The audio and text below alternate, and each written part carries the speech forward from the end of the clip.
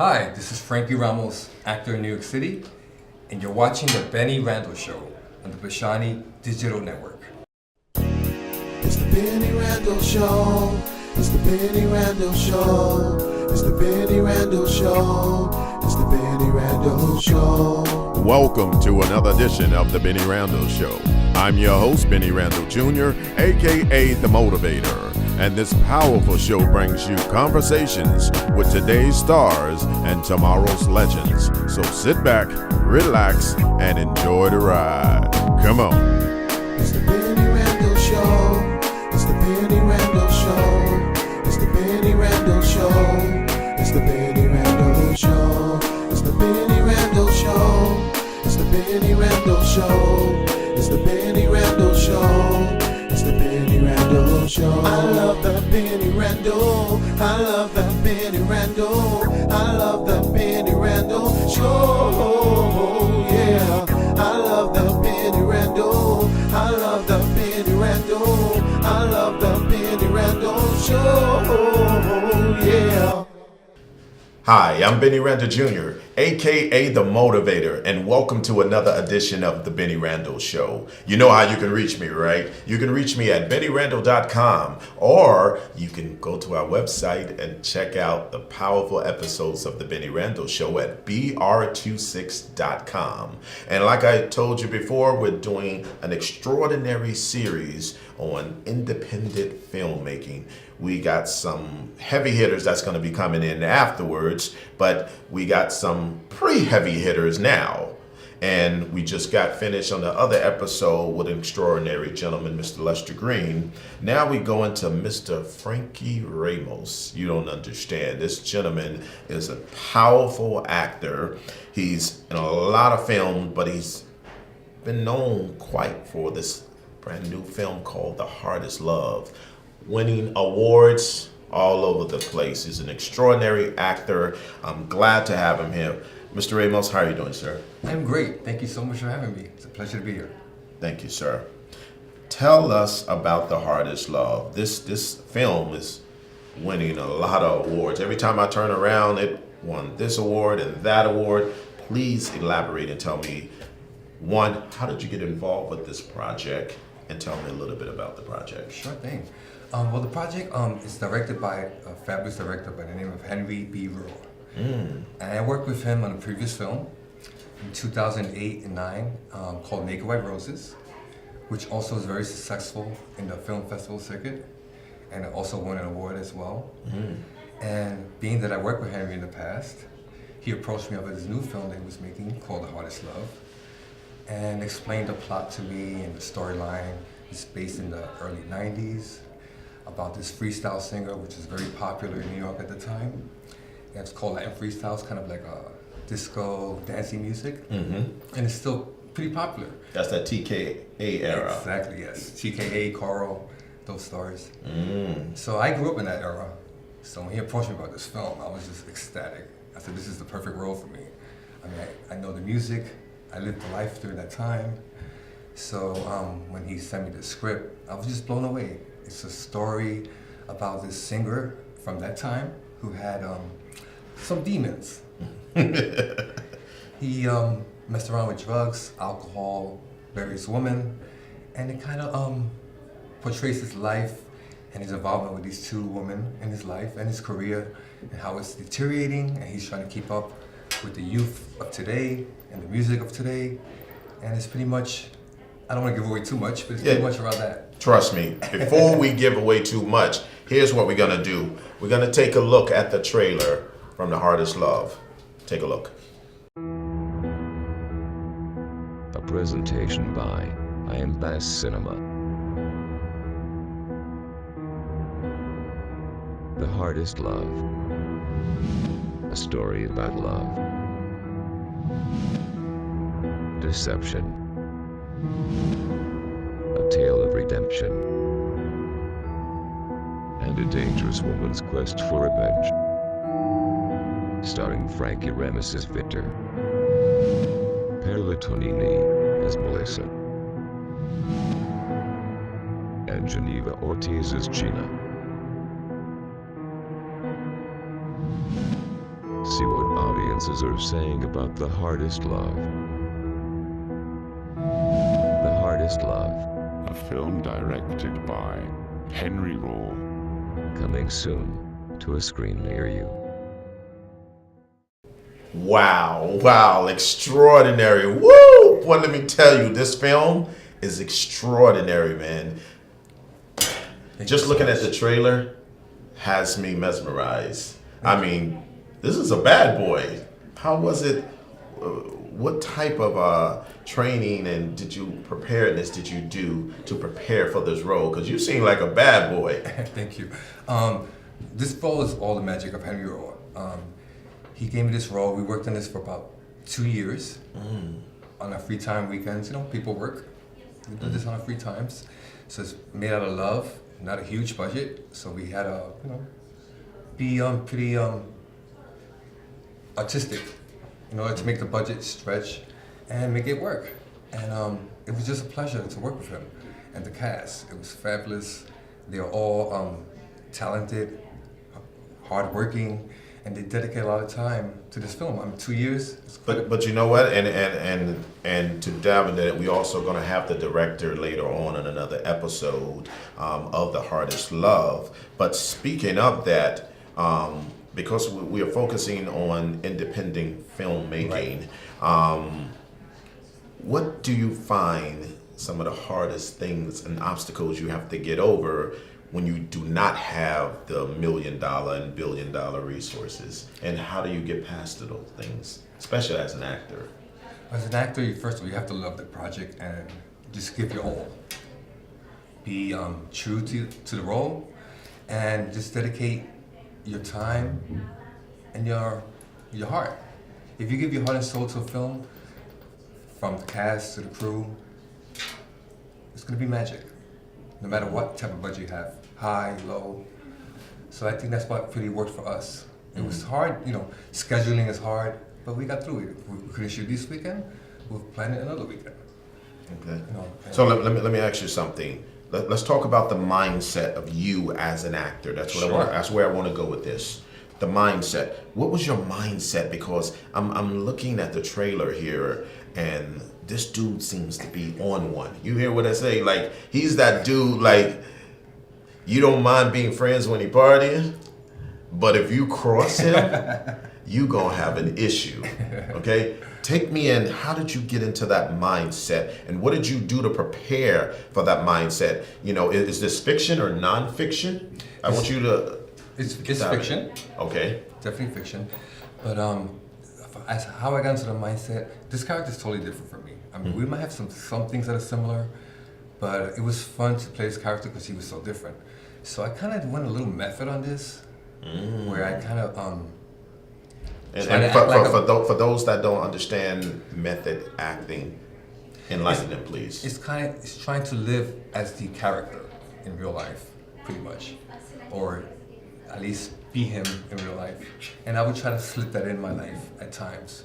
Try to be a little bad boy, but not, illegal way.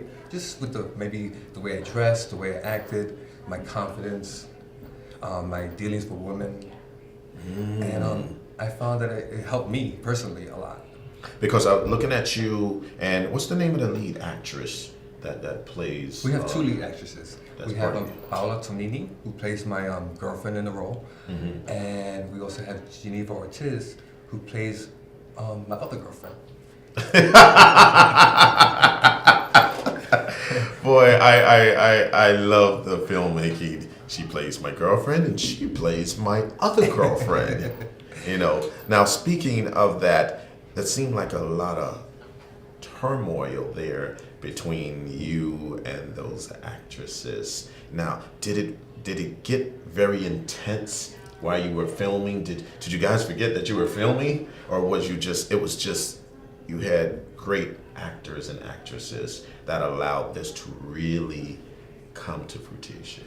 I would say definitely we have great actors and actresses who brought this to fruition. But at the same time, when you bring something to fruition, it leaves you feeling like it was real. And when you feel that way, you know you did a great job. And you know these actors did a great job. Now you say the character is you were challenged by the character. So I'm assuming that you're basically telling my viewers, this is not me, okay? But I think when you do a character that does challenge you, it makes you a better actor, okay? How did you come up with the person? I mean, I understand the script gives you some direction and whatever, but also the actor plays a role in bringing that character to life, okay? He seems sinister. He's a bad boy. Like, why he not in jail and locked up, I just don't understand. How do you go from that part to that part and make us believe it? Because I believe it. You see what I'm saying? And I think that's very important, that me as the viewer to believe it. Right. Well, I definitely drew stuff from my past.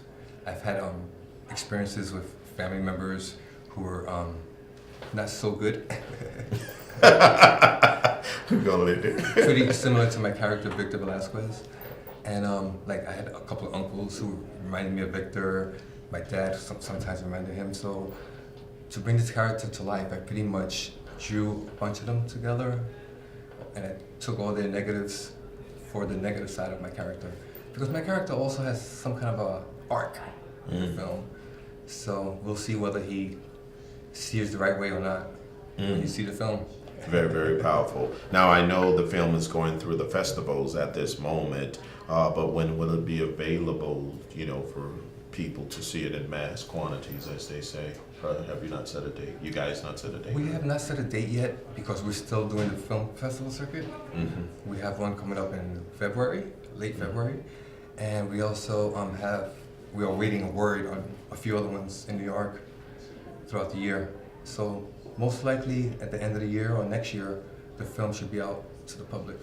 Excellent, excellent. Now tell me a little bit about some of the other films that you were involved in. Sure. I just got booked for a film called A Wound in Time, and it was an off-Broadway play, and then it became a off-Broadway play directed by Stephanie Wilson, female director, and this is her first feature film.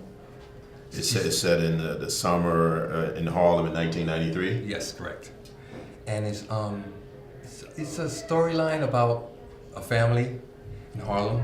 It also has a little supernatural stuff in it. That's interesting. And the character you play is? Tony Perez. Tell us a little about Tony. He's not such a good guy, but he is a good guy. Okay. So in other words, he just came out of jail. So he wasn't a good guy, but he's trying to get his act together. Okay, Mr. Francis, it seems like you're becoming the bad guy up in here. Don't tell me we're about to see the next Terminator. For some reason, I always get booked for bad guy roles. I guess I have the bad guy look. Nah, you're a good guy, man. You're a good guy. And you're also working on another film also that's coming through? Yes, I just got booked for this one I'm really excited about. It's called Sinister Mind. It's a horror film. I love horror films, so this is really exciting to me.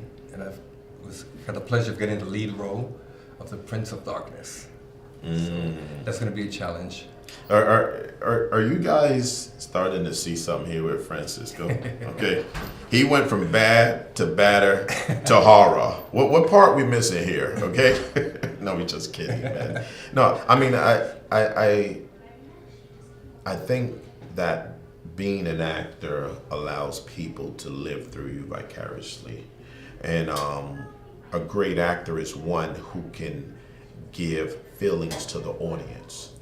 I always say that if the audience hates you or if they love you, then you've done your job. Right. If they don't remember you, you got a problem.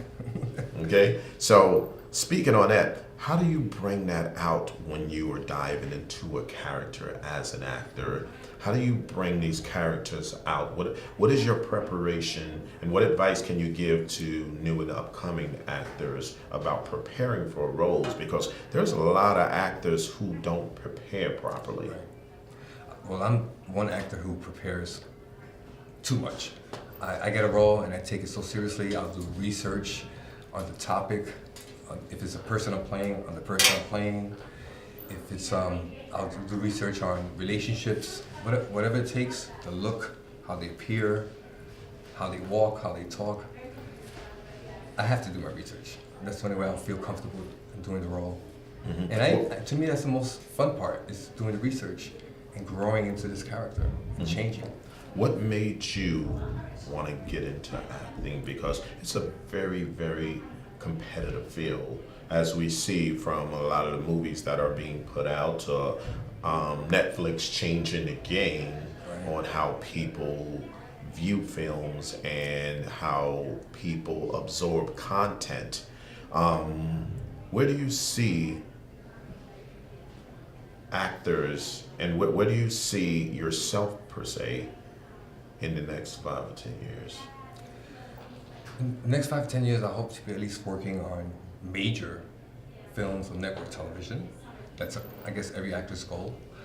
But in the meantime, it's just about learning to grow as an actor, and just learn as much as possible, from research to studying the roles and just giving the best you got and being truthful to the character.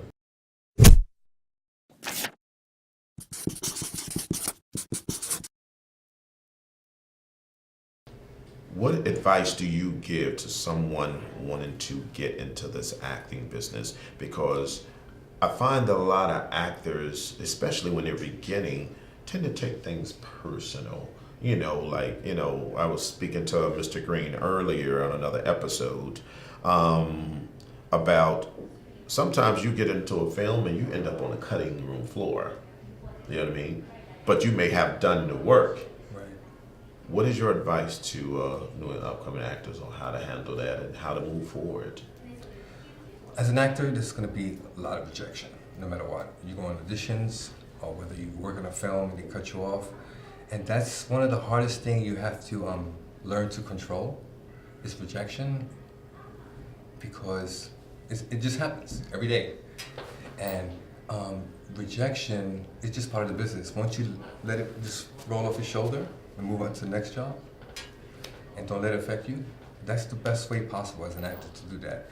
And the best advice I can give to an actor is just study, practice, and audition. Do as many roles as you can, from commercials, independent films is what made a lot of actors be able to get into the business, because it's so hard to get into Hollywood. Mm-hmm. So I love independent films, because I can do all these different types of roles that a lot of actors cannot do in Hollywood. It's not gonna happen. But I get the chance to do it in independent films. And to me, I'm living my dream. There you go. And we are speaking to Mr. Frankie Ramos right here on the Bennie Randall Show, and we'll be right back after these messages.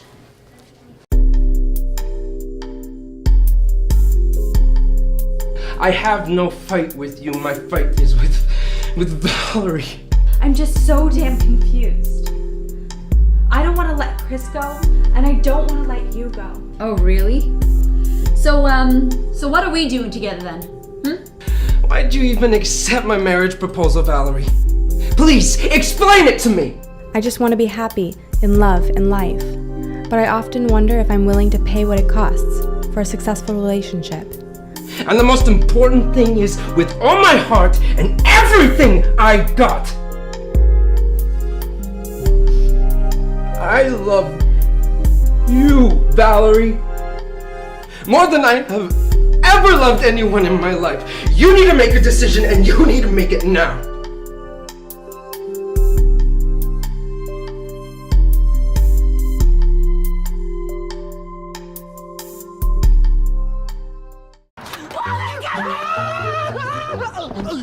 Yo, what you doing in my car? Oh, Ray, you foul, man. How you do that to me, man? If I was foul, I'll run your ass over with my car. Get to stepping. Come on, man. Ray, come on, B. Can't do a brother like that, man. We go way back, man. Come on, man. Yo. Get the hell out of here. All right, bro. What's good, you little gold digger? Who you calling a gold digger, you buster? You no-flavor wannabe Puerto Rican? Oh, snap, Rico. You ain't Puerto Rican, son?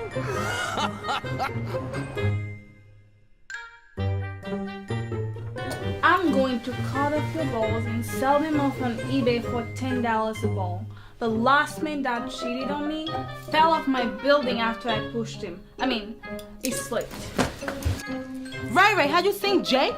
He jumped on my car like a rabbit and took off running like he stole something. We was on our way driving back to play doctor. Lollipop, how the hell you get in my house? Does everybody have a key to my house? I hope you drown, you wannabe actor. This is so damn bootleg. I'm so out of here. I will bust a cap in you, son. I am from the hood. Okay. I will bust a cap in you, homie. Okay. Don't let this white girl stuff fool you. No, I am a straight OG from the city of Compton. Okay. Snoop Dogg. Okay. If it weren't for the DNA test we did, I wouldn't even believe it was your son. Because what you didn't know, that fine-ass UPS guy that used to come around our house all the time was making special deliveries when you weren't at home. Booyah! Bang! Bang! Bang! Bang! Bang!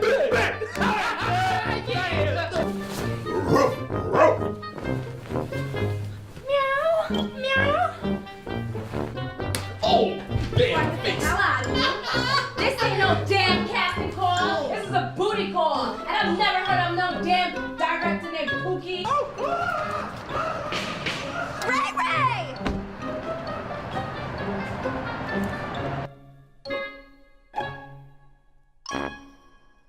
Damn.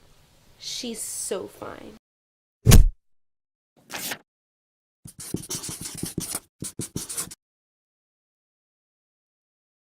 Welcome back. I'm Bennie Randall Jr., aka The Motivator, and you know how you can reach me at BennieRandall.com, or you can go to BR26.com and watch all these powerful episodes. We are back with Frankie Ramos, an extraordinary actor in his own right, and I'm telling you, if you've missed the first half of this show, you better make sure that you go back because we have some very powerful stuff that he's dropping on you.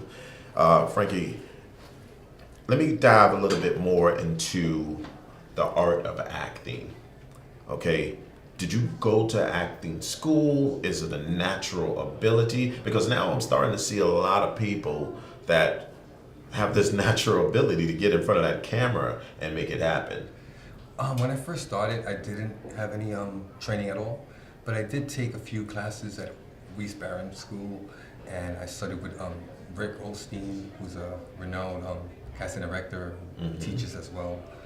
And I've learned that even if you do have a talent for acting naturally, it doesn't hurt to study and learn all aspects of acting and improve.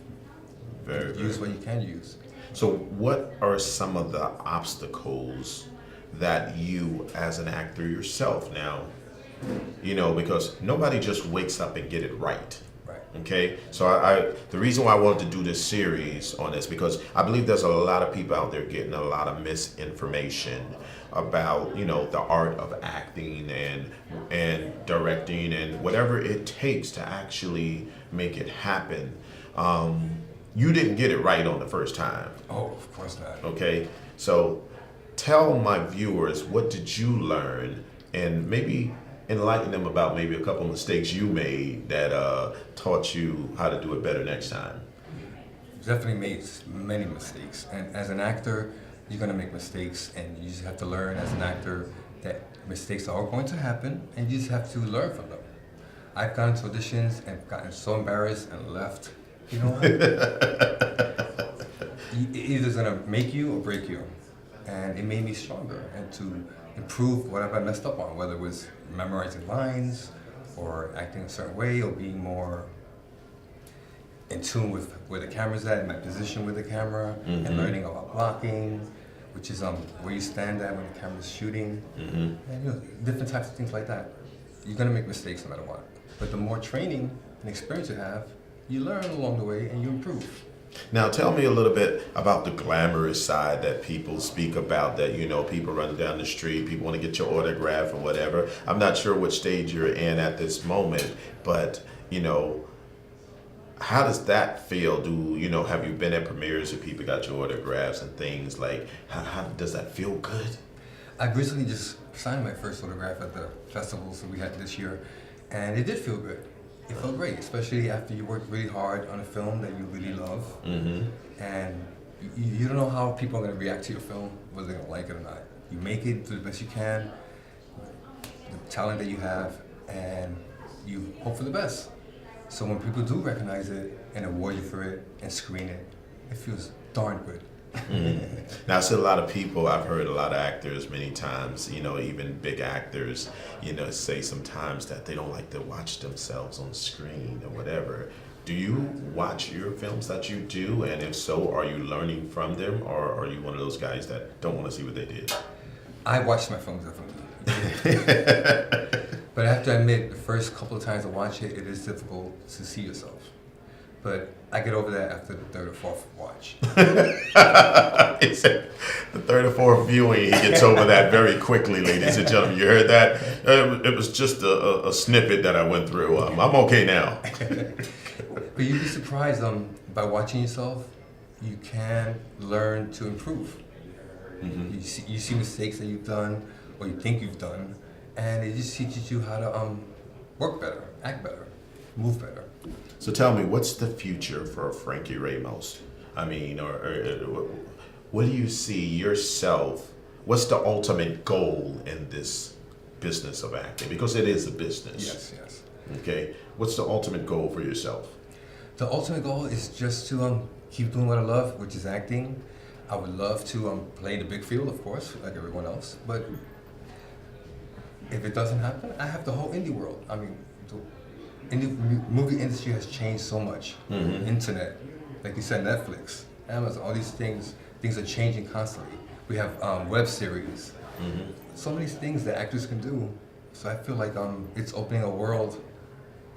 So how are your friends and family dealing with you now? Because Mr. Frankie is on the big screen here. The Hardest Love is really going down. Every time I am on the internet, I see something about The Hardest Love. You know, here it's like it's getting a lot of momentum. How are your family and friends dealing with it? Do they think you a star, Mr. Frankie, or do you, Frankie, go take out the garbage? They're very supportive, but yeah, Frankie, go take out the garbage.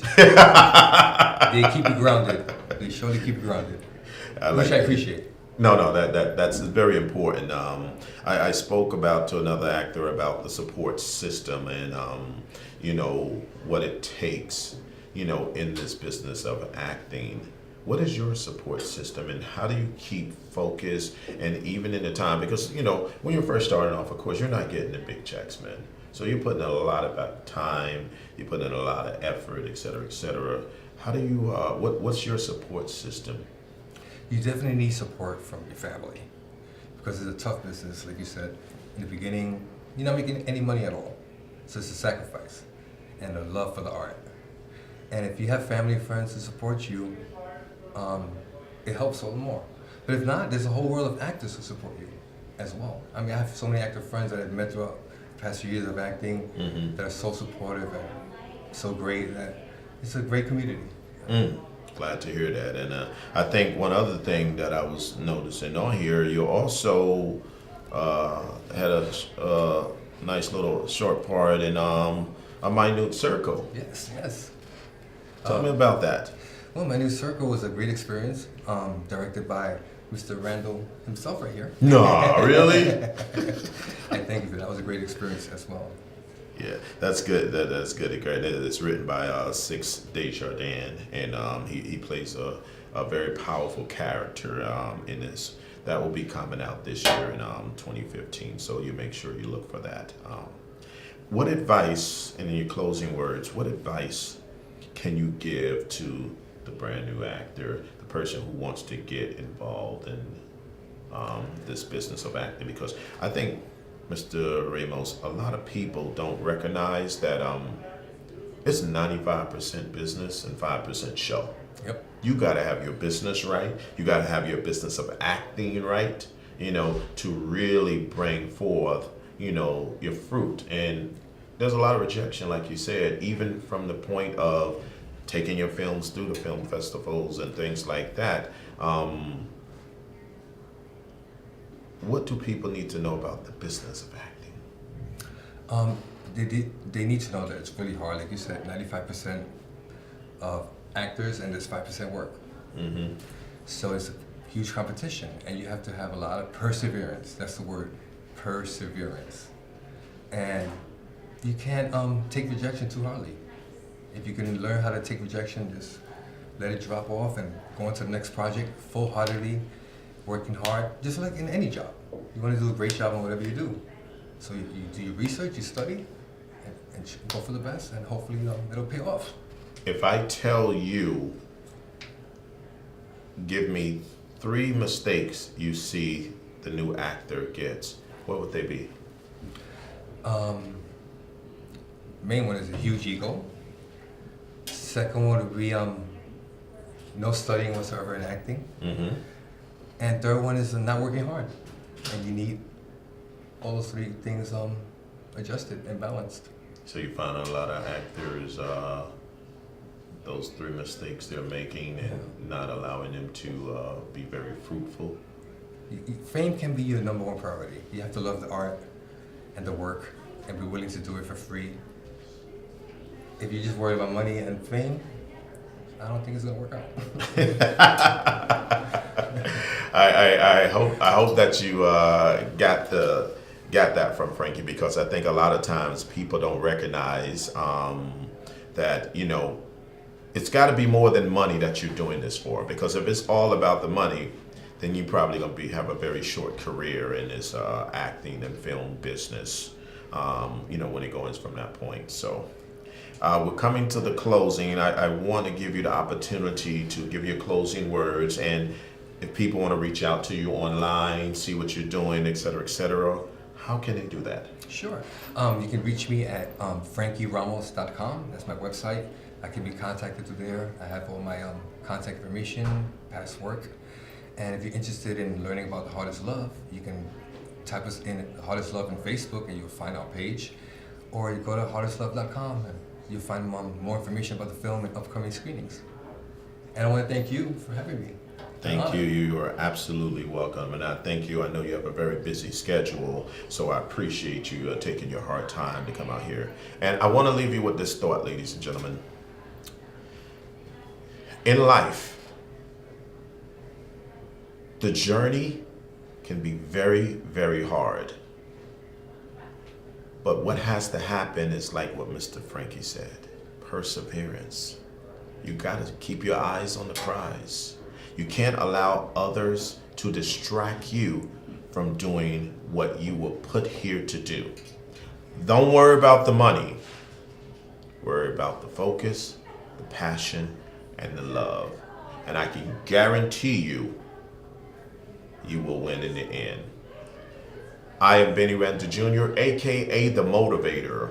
You're watching The Bennie Randall Show. You can reach out to me at BennieRandall.com or watch more powerful episodes right here, because season 2 is just getting started at BR26.com. And like I always say, ladies and gentlemen, let me hear you say it with me.